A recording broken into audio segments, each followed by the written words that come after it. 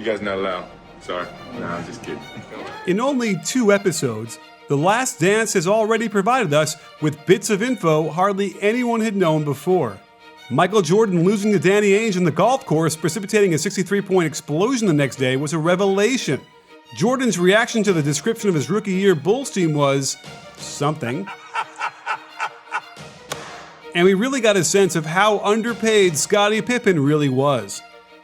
The real villain in all of this was general manager Jerry Krause. He was the butt of many jokes and blamed for breaking up the whole dynasty. But is it really fair to place all the blame on him without pointing out the things he did right?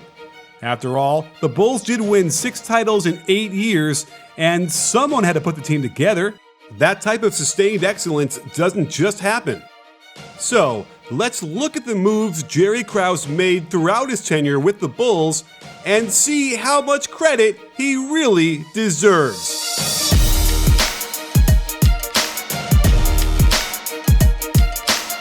Hardly anyone knows this, but Krause was actually the Bulls' director of player personnel for 3 months back in 1976, and he took a well-known player from an undefeated Indiana team as a second pick in the draft. May did okay for a few years, but we can blame a ton of GMs for messing up this draft, considering who was picked later.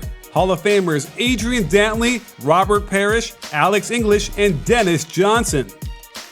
But let's move on to the 80s, where his first good move was a draft day swap with Cleveland to get Charles Oakley, the beginning of the turnaround for the Chicago Bulls.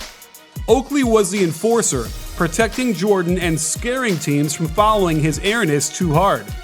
He also was a rugged rebounder who developed a reliable mid-range shot. Just after the 85-86 season started, he picked up John Paxson, who had been cut by the Spurs. You could already see how Krause valued chemistry when choosing players, but I'd also call his scouting acumen into question based on his evaluation of Paxson's game.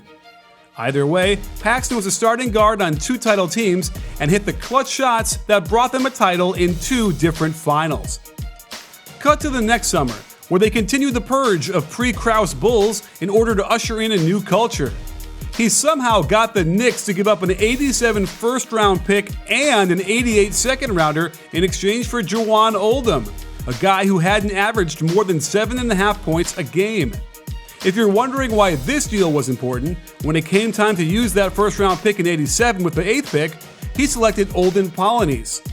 I was at the viewing party that the Bulls held for season ticket holders, having cut out early from summer school, and can remember the boos when the pick was announced, since the buzz had been about this kid named Scott Pippen who was playing in obscurity at Central Arkansas. Remember, Charles Oakley played at Virginia Union, another obscure school, and Krause loved to find the diamonds in the rough. Suddenly, there was an announcement. Krause had already set up a trade.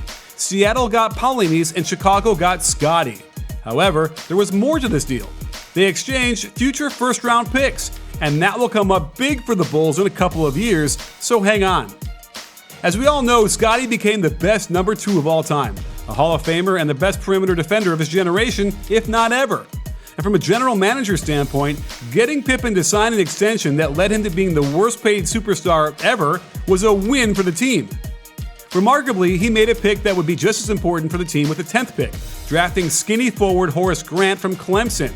Playing behind Oakley, he became a real spark off the bench, and it became clear where the future was, considering how much faster and longer Grant was. Here's where things hit a crossroads. The Bulls were developing into a winning team, having won 50 games for the first time in 14 years. But it also seemed clear there was a distinct ceiling to this team, and a bold move would need to be made. Back then, having a legit center was vital to winning a title. And with Michael Jordan being the best player in the league, the clock was ticking to figure out how to put a team around him that would get him to the finals. After enough criticism by fans and the media, Krause finally pulled the trigger on a deal that would be instrumental to the first 3 titles. He traded away fan favorite Charles Oakley to the Knicks for Bill Cartwright, and this did not go over well in the beginning. Mr. Bill's crazy mechanics and his terrible hands got him into trouble with Michael early, but one important detail was Cartwright's stoic demeanor. He became an anchor in the locker room, a true professional, and clearly something that Krause valued more than many other executives, even to this day. Lost in that deal was a first-round pick sent to the Knicks, which ended up being for Rod Strickland. Could you imagine a Strickland-MJ backcourt? Oh wow. In that same summer, the Bulls only had one draft pick and grabbed Will Perdue out of Vanderbilt. Jordan used to mock him by calling him Will Vanderbilt, since he didn't deserve the name of a respected college program. But Perdue became vital eventually, so remember his name. With Cartwright at center and Horace Grant starting, the Bulls took a small step back, winning only 47 games, and another drastic move needed to be taken. They fired head coach Doug Collins and promoted his assistant, some guy named Phil Jackson. Also on that staff was Tex Winter, the inventor of the triangle offense. And with Phil as a big proponent of it, they began the process of offloading some of the offensive burden from MJ in the name of winning more games. This was a bold move, as the whispers that MJ could never be a winner were starting to turn into shouts from the rafters. The '89 draft was busy for them, as they had 3 first-round picks.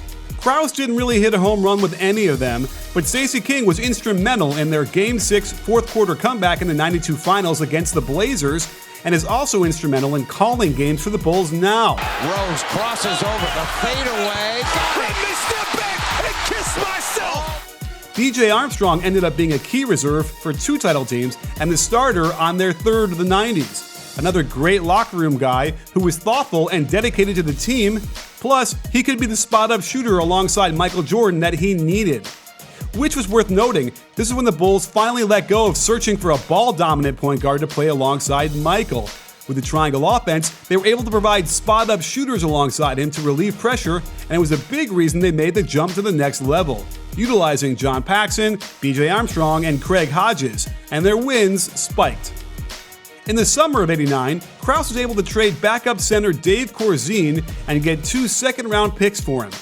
One of those picks became another jewel in Krause's crown, Toni Kukoc, someone who Krause had identified way early in Europe at a time when international players were getting very little respect from the NBA, sadly so.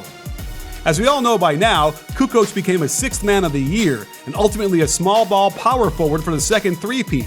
Someone who was a great passer that added whole dimensions to the triangle offense. He also picked up Scott Williams as a free agent during the summer, another glue guy, and maybe even more importantly, someone Michael Jordan wanted Krause to sign since he was a fellow Tar Heel. The Bulls went on a run, winning 3 titles in a row, with their second championship team making a little run for the title of best team of all time. There was a stretch where not much was done by the front office except sign Toni Kukoc, who had become the best player in Europe by 1993, and then a slightly under-the-radar signing in September, when they found a guy to fit the John Paxson role in Steve Kerr, who had struggled mightily to find a place in the NBA up till this point. In what would have been an incredible jolt to the lineup, with Kukoc's artistry and Kerr's distance shooting, alongside the winner of the past 3 titles, the Bulls suffered a heart attack when Michael Jordan abruptly retired. Krause sprang into action, trying to replace his production in vain, but some of the seeds of future winning were planted during this time, like signing Ron Harper in the fall of 1994. Also, they traded away Stacey King and got center Luke Longley, a guy perfectly suited to both run the triangle offense and be a huge body to bang against Shaquille O'Neal.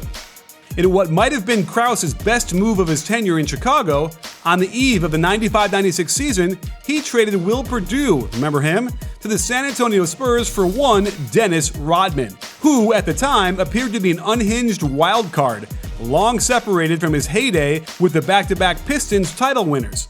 Oh, and the thing he did to MJ and Scottie on the court could have also been an issue, but they all made it work inside and outside the locker room, going on to set the record for wins in a season and hoist 3 more Larry O'Brien trophies. Of course, there were plenty of mistakes made by Jerry Krause in the Bulls front office. His record on draft picks is pretty spotty despite the key successes they had. But every GM has a resume littered with the Jeff Sanders and Mark Randalls and Dennis Hobsons of the league. While nothing can excuse Krause's behavior and attitude to the players and coaches, his work was cut out for him in order to find players who could handle the onslaught that was Michael Jordan as a teammate. and his attention to team chemistry and how roles fit together inside a triangle offense should be commended. There are many versions of the Michael Jordan story that could have unfolded without any championship banners. And to construct not one, but two three-peat teams around the incredible play of Michael Jordan, and then having the guts to install a rookie Phil Jackson as head coach, speaks volumes and is among the biggest keys to their success. So, before we make fun of Jerry Krause, or Crumbs as Jordan liked to call him, let's not forget the smart moves he made that enabled Phil Jackson and Michael Jordan to cement their legacies as the best coach and player of all time. If you like this video, please give it a thumbs up and subscribe to B-Ball Breakdown so you can get alerted right away when we drop a new video. This season will be filled with incredible content, so don't miss it. You in?